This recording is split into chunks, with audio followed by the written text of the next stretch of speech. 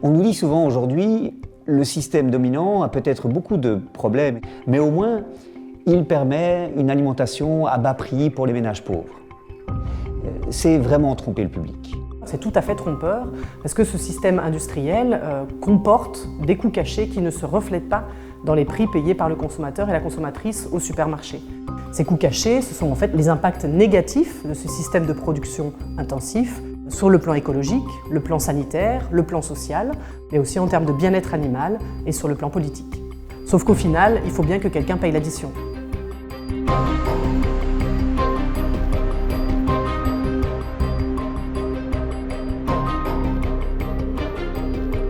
Le système agroalimentaire d'aujourd'hui va dans le mur parce que nous avons des manières de produire qui épuisent les sols par le déploiement de monocultures et que nous avons une érosion dramatique de la biodiversité avec un usage en plus de pesticides, notamment d'insecticides qui détruisent les populations d'insectes dont nous dépendons pour la pollinisation des cultures.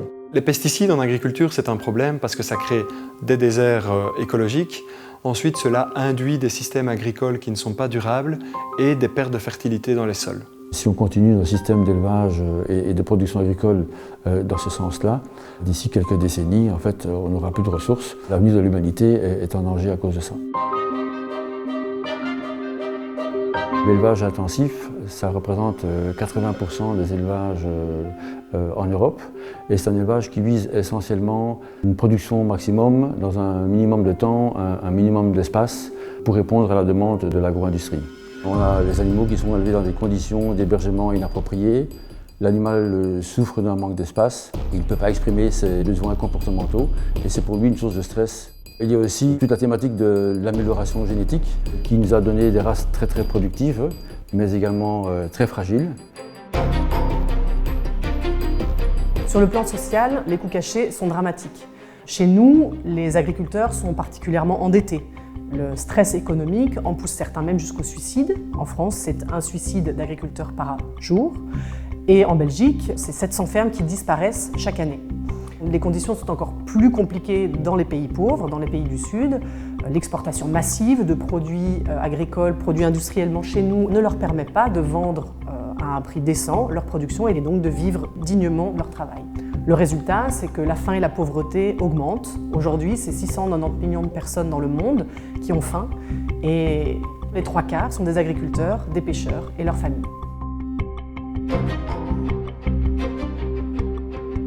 L'agro-industrie a vraiment profondément modifié nos habitudes alimentaires. Selon l'OMS, aujourd'hui, on a 2 milliards de personnes en surpoids et même 650 millions de personnes qui souffrent d'obésité. Et ce sont des facteurs prédisposants aux maladies cardiovasculaires. Ces maladies cardiovasculaires, c'est la première cause de mortalité au monde. La déforestation favorise la hausse des contacts entre la faune sauvage, entre les bétails et les humains. Et du coup, avec cela, on voit apparaître de plus en plus d'épidémies humaines. En Europe, les lobbies de l'agroalimentaire sont parmi les plus puissants. Ils bombardent les élus de rapports et de conseils trompeurs.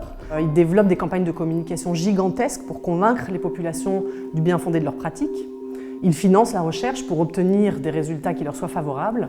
Et donc, dans ces conditions, on comprend que les décisions sont de moins en moins prises au bénéfice des citoyens et des citoyennes et bien plus au bénéfice de ces multinationales. Ce qui me révolte le plus à l'heure actuelle dans l'agriculture, c'est qu'on a créé énormément de mensonges auprès du consommateur. Et que le consommateur derrière, même s'il a envie d'un changement et d'une agriculture différente, par une désinformation bien organisée, il n'y a plus accès. Attendre que des solutions viennent d'en haut, du politique, de l'État, me paraît une stratégie très risquée. Et la société ne changera pas suffisamment vite si chacun ne se met pas en route et ne fait pas à son niveau, comme producteur, comme parent, comme consommateur, les choix qui orientent le système dans la bonne direction. Au lieu d'une agriculture chimique et industrielle, on peut viser de l'agroécologie ou de l'agriculture bio et paysanne, donc des agricultures qui utilisent des pratiques responsables. On peut relocaliser une partie de la production ou développer les circuits courts. Cette agriculture industrielle, c'est le moteur du système actuel qui profite à une petite poignée de personnes. Et ce serait plus intéressant que tout le monde y trouve son compte dans une économie sociale et solidaire.